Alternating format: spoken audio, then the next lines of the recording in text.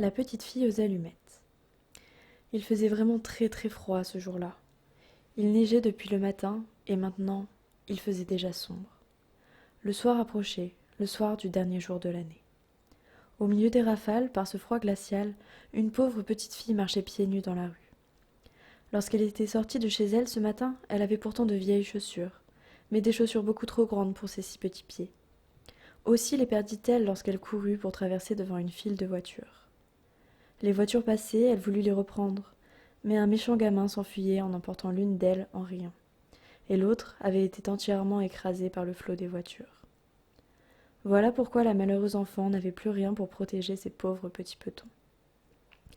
Dans son vieux tablier, elle portait des allumettes. Elle en tenait une boîte à la main pour essayer de la vendre. Mais ce jour-là, comme c'était la veille du Nouvel An, tout le monde était affairé, et par cet affreux temps, personne n'avait le temps de s'arrêter et de considérer l'air suppliant de la petite fille. La journée finissait, et elle n'avait pas encore vendu une seule boîte d'allumettes. Tremblante de froid et de faim, elle se traînait de rue en rue. Des flocons de neige couvraient maintenant sa longue chevelure. De toutes les fenêtres brillaient des lumières, et de presque toutes les maisons sortait une délicieuse odeur de volaille qu'on rôtissait pour le festin du soir.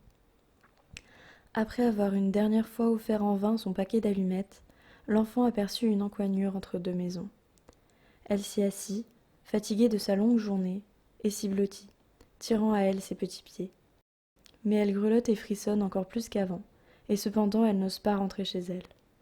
Elle n'y rapporterait pas la plus petite monnaie, et son père la battrait. L'enfant avait ses petites menottes toutes transies. « Si je prenais une allumette, se dit-elle, une seule pour réchauffer mes doigts. » C'est ce qu'elle fit. Quelle flamme merveilleuse c'était! Il sembla tout à coup à la petite fille qu'elle se trouvait devant un grand poêle en fonte, comme elle en avait aperçu un jour. La petite fille allait étendre ses pieds vers ce poêle pour les réchauffer, lorsque la petite flamme de l'allumette s'éteignit brusquement, et le poêle disparut. L'enfant restait là, tenant dans sa main glacée un petit morceau de bois à moitié brûlé. Elle frotta une seconde allumette. La lueur se projetait sur le mur qui devint transparent. Derrière cette fenêtre imaginaire, la table était mise. Elle était couverte d'une belle nappe blanche, sur laquelle brillait une superbe vaisselle de porcelaine. Au milieu s'étalait une magnifique oie rôtie, entourée de pommes sautées. Et voilà que la bête se met en mouvement, et, avec un couteau et avec une fourchette, vient se présenter devant la pauvre petite affamée. Et puis plus rien. La flamme de l'allumette s'éteint. L'enfant prend une troisième allumette, et elle se voit transportée près d'un splendide arbre de Noël. Sur ses branches vertes brillaient 1000 bougies de couleur. De tous côtés pendait une foule de merveilles. La petite fille étendit la main pour en saisir une. L'allumette s'éteint. L'arbre semble monter vers le ciel, et ses bougies deviennent des étoiles. Il y en a une qui se détache et qui redescend vers la terre, laissant une traînée de feu. Voilà quelqu'un qui va mourir, se dit la petite.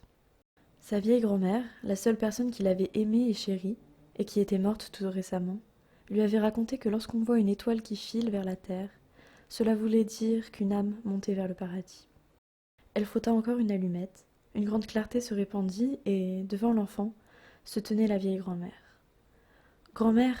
s'écria la petite. « Grand-mère, emmène-moi !»« Oh, tu vas aussi me quitter quand l'allumette sera éteinte. Tu vas disparaître comme le poêle si chaud, l'oie toute fumante et le splendide arbre de Noël. Reste, s'il te plaît, ou emporte-moi avec toi. » Et l'enfant alluma une nouvelle allumette, et puis une autre, et enfin tout le paquet, pour voir sa bonne grand-mère le plus longtemps possible. Alors la grand-mère prit la petite dans ses bras, et elle la porta bien haut, en un lieu où il n'y avait plus ni froid, ni faim, ni chagrin. Le lendemain matin, les passants trouvèrent sur le sol le corps de la petite fille aux allumettes. Ses joues étaient rouges, elle semblait sourire. Elle était morte de froid pendant la nuit qui avait apporté à tant d'autres des joies et des plaisirs. Elle tenait dans sa petite main, toute raidie, les restes brûlés d'un paquet d'allumettes. « Quelle petite sotte !» dit un sans-cœur. « Comment a-t-elle pu croire que cela la réchaufferait ?» D'autres versèrent des larmes sur l'enfant, mais ils ne savaient pas toutes les belles choses qu'elle avait vues pendant la nuit de Nouvel An. Ils ignoraient que, si elle avait bien souffert, elle goûtait maintenant, dans les bras de sa grand-mère, la plus douce félicité.